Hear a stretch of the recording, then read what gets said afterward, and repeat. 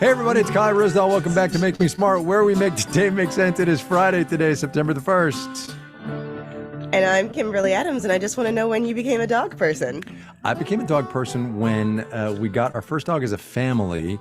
It was, gosh, it's got to be like 15 years ago now. So my son, my oldest son turns 25 today. So he was 10 years old when we got a dog. And from there on, I've been sunk dog-wise. Ooh. I love dogs. I just don't like picking up after them, which is why I do cats.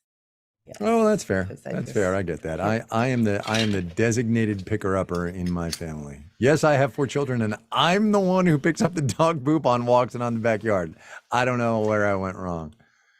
And see, I feel like when I was growing up, we did have a backyard and we had a dog. And it's one thing if you have like the pooper scooper that's like the tall thing with the clamp. It's another thing when you have to put your hand in the bag and touch the worm. Absolutely not. No, can't do it. See now, all right, this is getting a little far afield and then we move on. I think warm is better than cold. Really? It's easier to maneuver and get into the bag. So anyway, what we're going to do on this podcast today, for those of you who are somehow still here, we're going to do some news. We're going to take a break. Then we're going to do a round of half full, half empty. And that's, okay. So anyhow, what are you drinking? Did you make yourself something fancy? So not really, but first of all, thank you to everybody in the chat who's wishing me a welcome back. I'm happy to be back. I have been gone for a while, and I had a little bit of an Easter egg the last time I was in Economics on Tap because I did a Bhutanese cocktail at the time, and because I went to Bhutan, and then I brought back Bhutanese whiskey, which is a thing. Who knew? I also had quite a few Bhutanese wines while I was there, and those were tasty. That's so interesting. Apparently they import the grapes from South Africa and then blend the wine there. But the whiskey they, for real, make, it says Essence of the Himalayas. It's K5 after like mountains. So it's pretty good to sip, but I'm using it to make a Manhattan today. So nice. What about you? I am drinking a beer. Ellen Rolfe, as I'm sure, is just completely frustrated with me because every Thursday morning really early, she sends a note to me and Kimberly and says, "Hey, what are you drinking tomorrow afternoon?" And Kimberly says, "I'm doing an upside down Frabba Jabba cocktail with 14 different kind of herbs." And I say, "I'm having beer." And Ellen writes back and says, "What kind?" And I say, "I don't know yet." So Ellen, I'm really sorry. I'm having a big yikes. Hazy Double India Pale Ale from Modern Times Brewing. It's quite tasty. I'm going to have a couple more because my mother-in-law is coming over for dinner, and that's what I'm going to do. We've been working on these economic anthems. I feel like we need economic themed cocktails. Remember how when there was the whole meme stocks thing and we did the stonk tales, but I feel like Big Yikes could often be a beer on theme with things going on in the economy. Totally. All right, what let's do we? I'll run through the YouTube you do chat the here. YouTube, Elizabeth Jerkins, and I'll look at the Discord. You bet. Elizabeth Jerkins is having something called a paper plane cocktail: bourbon, lemon juice, Aperol, and Amaro Nonino, which she says is amazing. I'd go with that. 2 Towns Cosmic Crisp Cider, and welcome back, Kimberly from Seafatog. Let's see, Sparkling Clabrum from Matthew Carroll from Costco, and then Bourbon and Ginger for this coolish evening from PJ Knese. So, I'm always good for that. Oh, one last one. Yeah, Jennifer Flipper Pierce again with the Cheerwine Ale. Oh, but this is an ale this time from No Da. What is No Da? Okay. I don't know what No Da is. She's gonna tell Well, us. Anyway, what do you got over in the Discord, we've got Blaze from Minnesota via Oklahoma has homebrewed Bell's Oberon clone, which is impressive. Let's see. Oh, someone says dads pick up the dog poop. It's the law, FYI. I think it kind of is, actually. Let's see. We've got cranberry and soda that Bailey's having, but that's pretty much it, unless I missed some stuff earlier on. So, all right. I guess now we should probably get to some news. Why don't you go first, Kai? We should. All right, so mine is, and I promise this is the last time I'll talk about this. It's just a pet peeve of mine. It's also sports, as many of my pet peeves have been the last number of weeks. So the whole college sports conference realignment thing came, I think, to its denouement today when Stanford and the University of California, Berkeley, and also SMU, but I don't care about them because they're not here and they're closer to the East Coast. And I'll explain why that matters in a minute. But Stanford and the University of California, Berkeley were invited to join the Atlantic Coast Conference. Now, if you've been listening to this podcast or reading any kind of news, you know that there's a tectonic shift underway in college sports, conference realignment. It's all driven by television money, and it irritates me deeply for a lot of reasons, which I'll get into in about a second. But I do need to point out that from the Stanford University football stadium to the Pacific Ocean is 15 miles as the crow flies. 15 miles. Okay. And yet in the 24, 25 or 25, 26 season, they're going to be members of the Atlantic Coast Conference. Okay? That makes no sense. It's a disservice to the student athletes at Stanford and Cal. It's a disservice to athletes in other conferences. And this whole thing makes me really frustrated because it absolutely gives lie to the fact that this is all about student athletes and it's all about the joy and the motivation of sport. And yes, I know college football has been about that for a long time. It hasn't been about that for a long time. But look, if you're a field hockey player at Cal or a women's soccer player at UCLA now, and they've joined a different conference, and you're traveling to the East Coast to play a lot of your games, it's a pain in the butt, and you're traveling, you've got exams and all this stuff. Exactly. And this just stinks. But here's what really frustrates me about this. There has been I love this word, the palimpsest of college sports being about amateurism and college athletes. It's a almost translucent covering, a almost false front, a thing that you can't really see through, right? So it has been that way. Palimpsest, Palimpsest, palimpsest. Anyway, okay, thank you. It's been that way in college sports for a long time, and we all kind of did a wink and a nod. But now I think the Band-Aid has been ripped off, if I can torture a metaphor even farther, and it's all about the money. And nobody cares about this money. And the adults who are supposed to be in charge of these kids, with air quotes, right, because they're 18, 19, 20-year-old fully grown adults, but you know what I mean, they're doing it for the money, and they don't give a good God bleepity bleep bleep bleep about the student athletes. And that it depresses me, and I think that stinks. I had no idea this was happening. So thank you for that overview. But yeah, man, that sucks for those kids. Anyway, fully grown adults. Sorry, not kids. Because just like they're putting their bodies through so much anyway, and so then to add that kind of travel to it is no fun at all. That's what I'm saying. Okay, well, mine is, a little still more policy because I'm getting back into my policy groove over here. And so the Biden administration is out with some new proposals to make minimum staffing requirements at nursing homes. And the way that the Biden administration and other presidential administrations in the past can force hospitals and nursing homes to do things is to tie funding from Medicare and Medicaid to different proposals. Kind of like, with seatbelts, where it's like, well, if you want highway money, you have to change your seatbelt laws. Or if you want, money from, I believe it was Medicare at the time, it may have been Medicaid. The White House at one point used the bludgeon of that funding to force hospitals to integrate in the Deep South. So this is something that has been done over and over again. So now the Biden administration is saying that they need to have these minimum staffing requirements for nursing homes. Understaffing at nursing homes has been a huge issue. Yeah. And the people who often work there are paid not very much, and it's very hard work, and it gets to be very hard to recruit people for those jobs and to keep people in those jobs. And people, particularly during the pandemic, had a really hard time if you're working in a nursing home. And so this is interesting because, of course, the industry is howling about these proposed staffing requirements for that exact reason. They're like, we're doing our best, we're trying to hire this, that, and the other. And there is indeed a staffing shortage and an actual labor shortage in this industry. That said, a lot of these for-profit companies are very profitable, and one could argue, siphon some of those profits and pay your people more, you can make it work. But it will be very fascinating to see how this plays out. It's in the comment period now, but this is going to be such It already is, but it's going to increasingly become such a huge issue as more and more boomers sort of continue to age, and a lot of them age away from their family members or don't Yeah. have very much family. And our nursing home system is not equipped at the moment. Could I just ask an uninformed question here? And it goes like this. Is it not also news that there haven't previously been minimum staffing standards for nursing homes? I think let's see, it's the first ever Have national been? staffing rule. All right. Okay. There's And state enforcement. level Okay. All right. staffing rules. Okay. It's the national standard that's new. Okay. Way back in the day of my early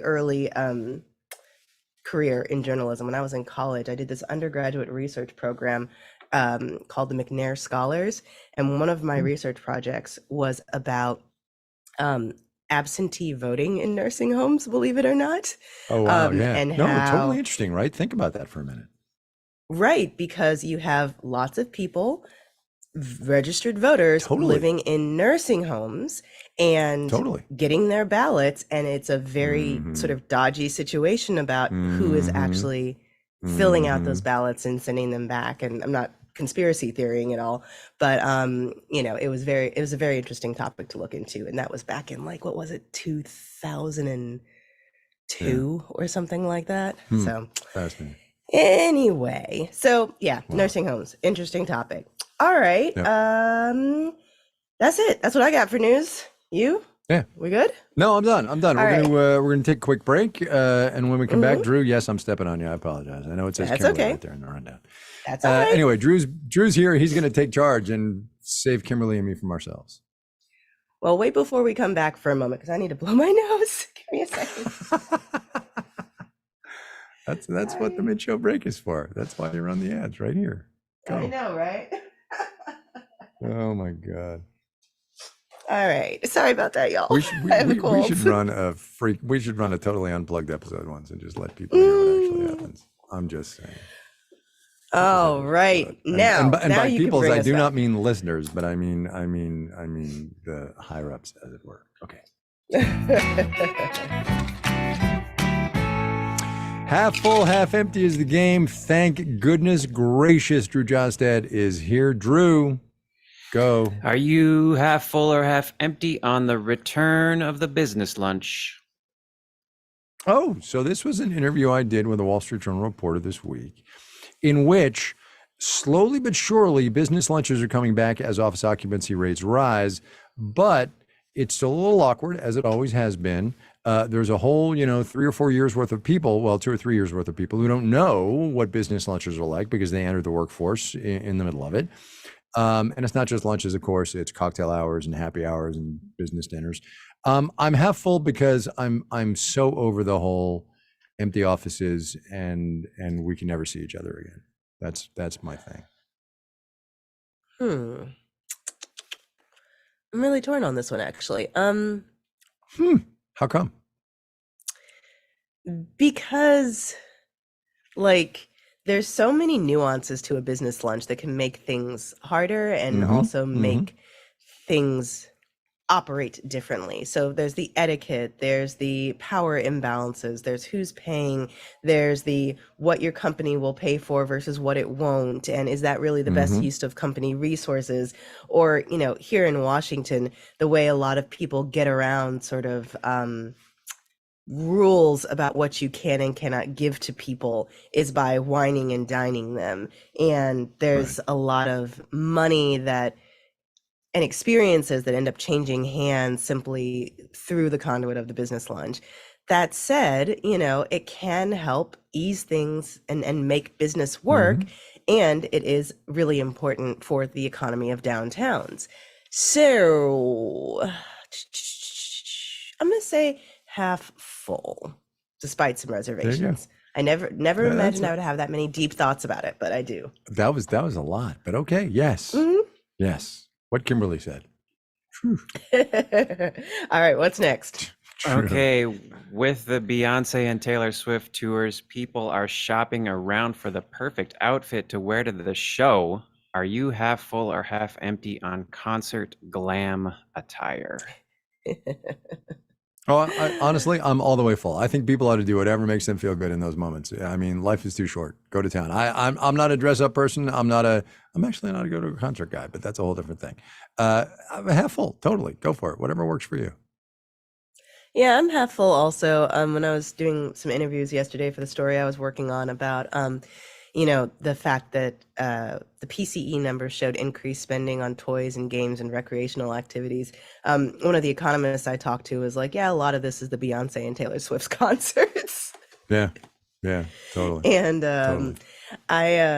I've been very sort of interested. I'm waiting for someone to do a comparative economic analysis of the relative economic impact of these two concert tours, because Oh yeah. since Tell me. Taylor Swift was first, there was so much coverage about what it was doing for the local economy when she came Yeah. through and how it was a big bump and this, that, and the other. And I haven't heard the same kind of analysis for the Beyonce concerts and the Beyonce fans. And I don't know if that's a function of some people's internal bias or just because Taylor Swift was first, but I will be very interested to hear the comparative economic impact of these two different tours with pretty different fan bases coming through. I think there's different fan Totally. bases. I don't know that for a fact, but Yeah, there would have to be some regression analysis for fan base demographics and all that jazz, right? But it'd be totally interesting. Be totally interesting. Also, by the way, April. sorry, just very charged, very very charged, right? Yes. Yes, for sure. Yeah, April yeah. McCaffrey says in the YouTube chat, in LA, they're not doing the shuttles for Beyonce that they did for Swift. Oh, well, there you go. Yeah. There you go. Yeah. That's lame. And That's not great. yeah. Yeah. Hmm. Well, I'm half full on the concert outfits. I want people to enjoy their best lives because I know a lot of people saved up and worked really hard to be able to attend these Totally. concerts, and you should enjoy it to the fullest. You should 1,000% have a good time. Absolutely. Yeah. All right, what's next? Okay, Tinder, Bumble, and other dating apps are developing premium subscription services. Are you half full or half empty? So what's interesting about this is that yes, these dating services are generating more revenue by doing the whole premium service thing. Up to I think it's $500 a month with Tinder. But what they're doing is market segmentation, right? If you're going to pay $500 a month, they will give you X level of service. If you can only pay whatever it is a month, they're going to give you X level of service, which is what the internet economy has done for a very long time. Think freemium and all that stuff. I think it's super interesting, and I guess I'm half full. I don't know. My experience level, obviously, with online dating is zero, sub-zero, negative, Arctic, like 0 Kelvin. So. That's okay. Well, as someone who has quite a bit of experience with online dating apps, I thought this story was interesting because there have been premium paid services on all these apps for ages at this point. And so it seems like they're getting more expensive and they're moving more features into the paid version. What was the most interesting to me in that story that Megan did is that a lot of people are willing to pay because they have an unrealistic expectation for how long they're going to be on the app, which is the idea, like, I will pay for these benefits because it's only going to take me a month or two to find my person. Therefore, it doesn't matter if I shell out the $500. How do you know? And how do you know? again, like false sense of expectation. And I mean, they're very good advertisements. And they're like, you're going to find your person. There's so many people on here. It's going to be great. And so I understand why people do it. There was a story a while back here in DC, I think it was like a year or two ago, about the amount of money that people in DC spend on matchmakers, which is a lot. Yeah, a lot. And then I read and that service is apparently becoming more popular. So I mean, look, people get to spend their money how they want to. I'm always going to be skeptical of how effective a service is when they make money off of you not being partnered, but the goal is for you to become partnered. So I mean, it's sort of like real estate agents, where the goal is to sell you a house. Your agent is supposed to get you the house the cheapest amount possible, but they make more money depending on how much you pay for the house, et cetera, et cetera. And so, yeah. Totally. Half empty. Fair. Totally fair. You're look, I will absolutely defer to you. 1,000%. Okay, what's next? All right. Are you half full or half empty on Brazil overtaking the United States as the world's top exporter of corn? So this was a story that Megan McCarty-Carino did for us. I think it was yesterday. It's kind of about the rise of the rest. It's about American agriculture and doing other things. Look, this is a global economy. We just live here, and let's get used to it. I'm gonna go half full and half empty at the same time. I'm status quo. How's that for a cop out?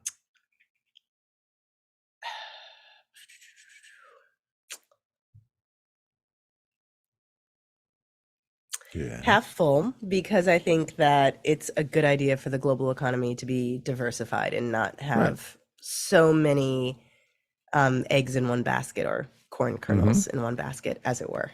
So half full. Fair enough. Couldn't resist. All right, Drew. This is the poll. Yes, Drew. Oh Correct. my goodness. All right, everybody get Save us ready from in the ourselves. WhatsApp. All right. The FAA predicts that this is going to be the third busiest travel weekend of the year. Are you half full or half empty on traveling over Labor Day? Only the third busiest. So Thanksgiving, Christmas. Well, I think the third busiest so far actually was what it was. So like Juneteenth and Father's Day fell at the same time, so that was like a heavy travel weekend. Oh, is that right? Makes sense. Yeah, this particular year. Wow. But the TSA predicts 11% year-over-year growth from last year.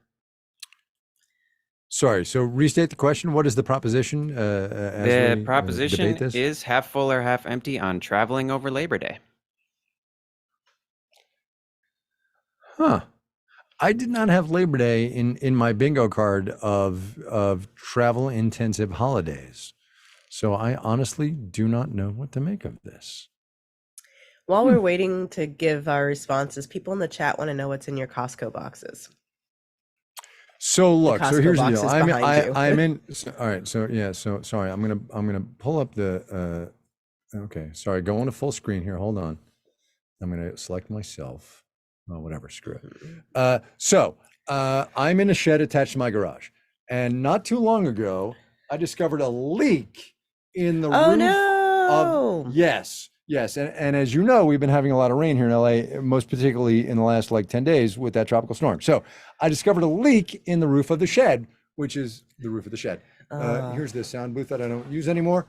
And so here is the leak. And thankfully it's dry, but in order to clear up that space, I had to do all of that stuff.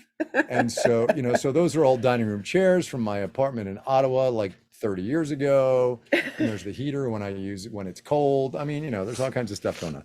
That is perhaps more than you wanted to know, but that's what's going on with the Costco boxes. Oh, I should also tell you, sorry, wait, one more thing. The reason we have all this crap in Costco boxes, sorry, Bridget, if I swore and your daughter's in the car, is that my wife has an in-house improvement project going,